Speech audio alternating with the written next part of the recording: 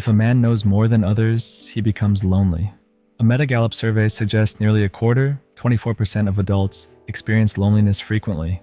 That means over 1 billion people feeling lonely. Potentially even higher considering the survey's limitations. That's insane. But there's more.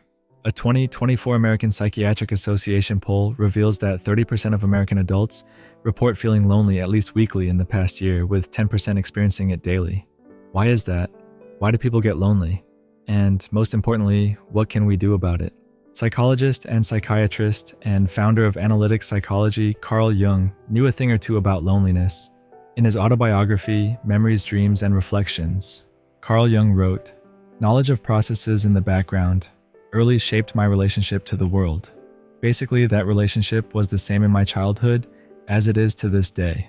As a child, I felt myself to be alone, and I am still alone, because I know things and must hint at things which others apparently know nothing of, and for the most part do not want to know. Loneliness does not come from having no people about one, but from being unable to communicate the things that seem important to oneself, or from holding certain views which others find inadmissible. The loneliness began with the experiences of my early dreams and reached its climax at the time I was working on the unconscious. If a man knows more than others, he becomes lonely. But loneliness is not necessarily inimical to companionship, for no one is more sensitive to companionship than the lonely man. And companionship thrives only when each individual remembers his individuality and does not identify himself with others." Jung's personal perspective on loneliness is thought-provoking. He argued that loneliness isn't simply physical isolation, but a deeper sense of disconnection. Everyone naturally wants meaningful connections, where they can share their inner thoughts and feelings, the things that truly matter to them. When they feel unheard, unseen, or misunderstood, they withdraw into themselves. Loneliness sets in, even if they are surrounded by people. Being honest may not get you a lot of friends, but it'll always get you the right ones. John Lennon. When our sense of self, beliefs, and perspectives are unacceptable by others, it creates a barrier. We might feel pressured to hide our true selves, fearing judgment or rejection. That disconnection means we denied real connection with those who could give it. Jung's honest observation is important because it shifts the focus from external circumstances, being alone, to the internal ones, communication and acceptance. Jung thought expressing ourselves completely was essential for real connection and a psychologically rich life. He said, "Being nice and pleasing others, while socially applauded and generally acknowledged as positive traits, actually can harm our health." Decades of research point to the same conclusion.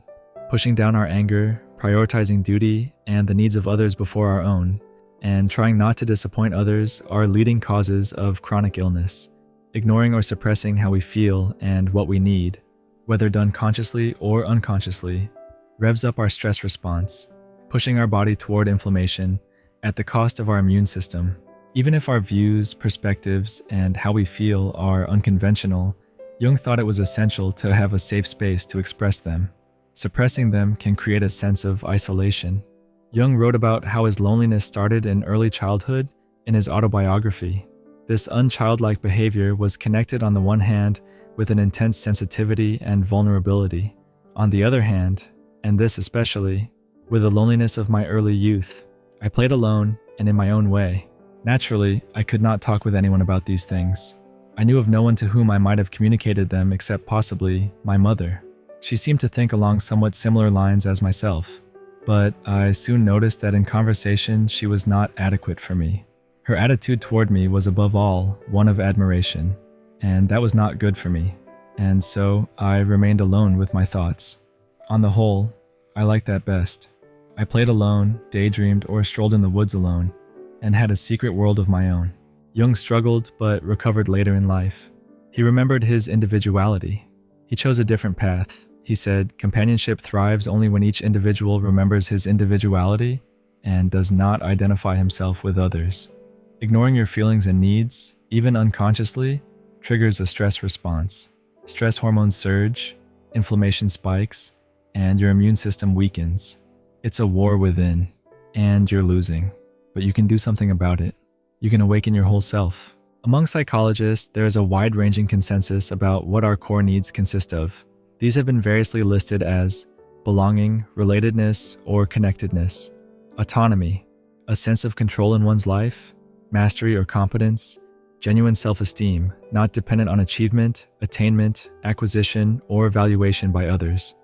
Trust, a sense of having the personal and social resources needed to sustain one through life.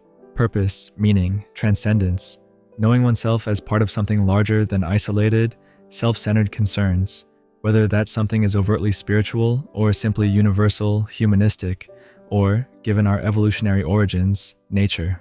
The statement that the physical and mental life of man and nature are interdependent means simply that nature is interdependent with itself, for man is a part of nature.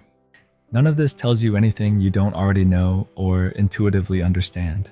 You can check your own experience. What's it like when each of the above needs is met? What happens in your mind and body when it's lacking, denied, or withdrawn? Do everything you can for others, but don't lose yourself in the process. Speak your truth. Set boundaries. Do more for your mental health. Your happiness and health depends on it. You can't pour from an empty cup.